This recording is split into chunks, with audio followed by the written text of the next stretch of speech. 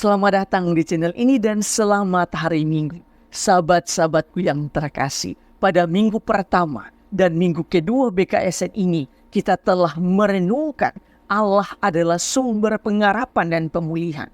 Pada minggu ketiga ini, kita akan merenungkan tema hidup oleh iman. Tema ini hendak mengajak kita untuk mengubah cara beriman kita, berproses ke arah cara beriman yang benar sesuai dengan kehendak Allah dan bukan sesuai dengan ukuran atau pikiran kita sendiri. Terkadang kita memiliki cara beriman yang kurang benar, yaitu kita berpikir bahwa ketika kita menderita atau dalam situasi sulit, maka kita merasa kita sedang terperangkap dalam hukuman. Atau kita mengatakan Tuhan itu baik, tetapi Tuhan itu baik berdasarkan ukuran atau alat ukur kita sendiri. Sehingga selama kita mengalami kebaikan, maka kita akan selalu mengatakan Tuhan itu baik. Tetapi ketika kita mengalami penderitaan, kita akan kecewa dan mengatakan katanya Tuhan itu baik. Kenapa aku menderita dan punya banyak beban hidup?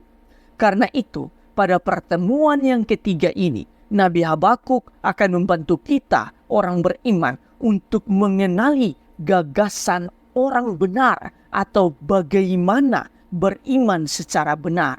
Santo Paulus juga membantu kita dalam hubungan dengan tema ini. Santo Paulus mengatakan orang benar akan hidup oleh iman. Roma pasal 1 ayat 17. Di dalam bacaan yang kedua, hari ini, Santo Yakobus juga berbicara tentang bagaimana cara beriman yang benar. Santo Yakobus mengatakan, jika iman itu tidak disertai perbuatan, maka iman itu pada hakikatnya mati. Apa yang ditekankan oleh Santo Yakobus ini begitu jelas, yaitu iman kita haruslah nyata di dalam setiap tindakan-tindakan kita. Sedangkan di dalam bacaan yang pertama, Nabi Yesaya bernubuat tentang sengsara dan penderitaan Yesus. Nubuat itu ditegaskan kembali oleh Yesus di dalam bacaan Injil hari ini.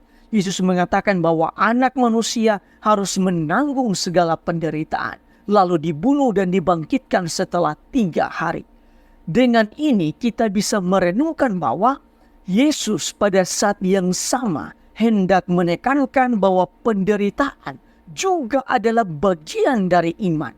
Karena itu di bagian akhir Injil, Yesus menegaskan, setiap orang yang mau mengikuti aku harus menyangkal diri, memikul salibnya, dan mengikuti aku. Sahabat-sahabatku yang terkasih, berdasarkan bacaan-bacaan hari ini, dan juga pertemuan BKSN minggu yang ketiga ini, marilah kita merenungkan sejumlah remah permenungan. Pertama, Nabi Habakuk dalam pertemuan BKSN yang minggu ketiga ini mengingatkan kita bahwa orang benar hidup oleh imannya. Dalam bahasa yang lain, sebagai orang beriman, kita harus memiliki iman yang benar, yaitu Tuhan senantiasa berkehendak baik atas hidup setiap orang. Dan kita manusialah yang menentukan untuk selaras dengan kehendak Tuhan atau tidak. Jadi, pilihan ada pada diri kita manusia. Kita harusnya sungguh-sungguh percaya bahwa Tuhan akan senantiasa mengasihi kita dengan cara Tuhan sendiri. Sehingga kita tidak perlu terpaku atau terfokus pada penderitaan atau masalah hidup kita. Penderitaan menguji iman kita sejauh mana kita beriman kepada Tuhan. Kedua, di dalam bacaan yang kedua, Santo Yakobus juga menekankan tentang salah satu beriman yang benar, yaitu iman yang nyata di dalam setiap perbuatan, sebagaimana yang sudah saya renungkan atau katakan dalam renungan-renungan beberapa minggu lalu. Kita harus berusaha menjadi Injil yang hidup dengan cara menghidupi nilai-nilai iman sesuai kehendak Allah. Kita sendiri menyaksikan bahwa selama kunjungan apostoliknya, Paus Fransiskus sungguh-sungguh menghidupi imannya dalam kesederhanaan, senyuman, cinta kasih, perhatian, dan lain sebagainya. Sehingga banyak orang pun terpanggil untuk menghidupi kualitas-kualitas hidup seperti Paus Fransiskus. Bahkan mereka yang beragama lain pun terpanggil untuk menghidupi kualitas-kualitas tersebut. Inilah contoh dari iman yang hidup di dalam perbuatan, di dalam hidup yang nyata. Apa yang beliau bicarakan atau ajarkan kepada kita, itulah yang Paus juga hidupi di dalam kehidupannya. Paus Fransiskus sangat konsisten dengan apa yang diimaninya. Ketiga, di dalam bacaan Injil Yesus mengatakan, setiap orang yang mau mengikuti aku harus menyangkal dirinya, memikul salibnya, dan mengikuti aku. Dengan sabda ini, Yesus hendak mengingatkan kita bahwa beriman kepadanya bukan berarti tanpa derita dan salib. Justru menjadi pengikut Yesus, kita harus siap dan sanggup memikul setiap salib, setiap derita yang akan kita hadapi.